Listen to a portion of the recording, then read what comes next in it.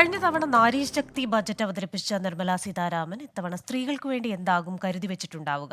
വനിതാ സംവരണ ബിൽ പാസാക്കിയ ശേഷമുള്ള ആദ്യ സമ്പൂർണ്ണ ബജറ്റ് ഒരുങ്ങുമ്പോൾ പ്രതിപക്ഷത്തിനുമുണ്ട് ചില ചോദ്യങ്ങൾ.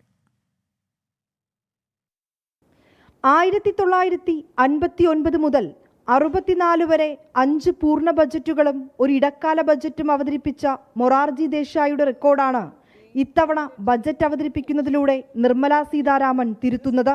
ഇതോടെ തുടർച്ചയായി 7 കേന്ദ്ര ബജറ്റുകൾ അവതരിപ്പിക്കുന്ന ഇന്ത്യയിലെ ആദ്യ ധനമന്ത്രിയായി നിർമ്മലാ സീതാരാമൻ മാറും.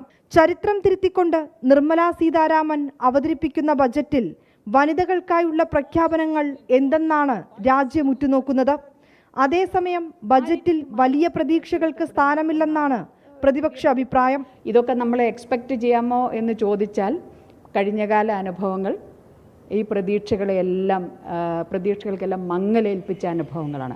അതുകൊണ്ട് വീണ്ടും ആവർത്തിച്ചിങ്ങനെ വിമൻ ലെഡ് ഡെവലപ്മെൻറ്റ് കൺട്രീസ് എന്നുള്ളതിലേക്ക് കൊണ്ടുവരേണ്ടെന്ന് പ്രഖ്യാപിക്കുന്നതിനപ്പുറത്തേക്ക് അതിൻ്റെ അകത്ത് സ്ത്രീകൾ എവിടെ ഉണ്ടാകും എന്നുള്ളൊരു ചോദ്യം ഞങ്ങൾ ഉയർത്തുകയാണ്.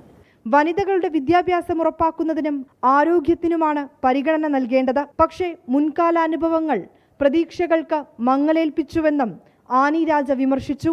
വനിതാ വോട്ടർമാർ കൂട്ടത്തോടെ പാർട്ടിയിൽ നിന്നകന്നത് ഉത്തരേന്ത്യയിൽ തിരിച്ചടിയായെന്ന വിലയിരുത്തൽ BJPക്കുണ്ട്. മങ്ങലേറ്റ ഈ പ്രതിച്ഛായ ബജറ്റിലൂടെ വീണ്ടെടുക്കാനും ശ്രമമുണ്ടാകും. സ്ത്രീകൾക്ക് സ്വയം തൊഴിൽ കണ്ടെത്തുന്നതിന് കൂടുതൽ പദ്ധതികൾ, പെൺകുട്ടികൾക്ക് പഠന പാക്കേജുകൾ, വ്യവസായങ്ങൾ കൂടുതൽ വനിതാ സൗഹൃദമാക്കുന്നതിനുള്ള പദ്ധതികൾ, സ്ത്രീ സുരക്ഷ മുൻനിർത്തിയുള്ള പ്രഖ്യാപനങ്ങൾ എന്നിവ ഈ ബജറ്റിൽ ഉണ്ടാകുമെന്നാണ് വിലയിരുത്തൽ.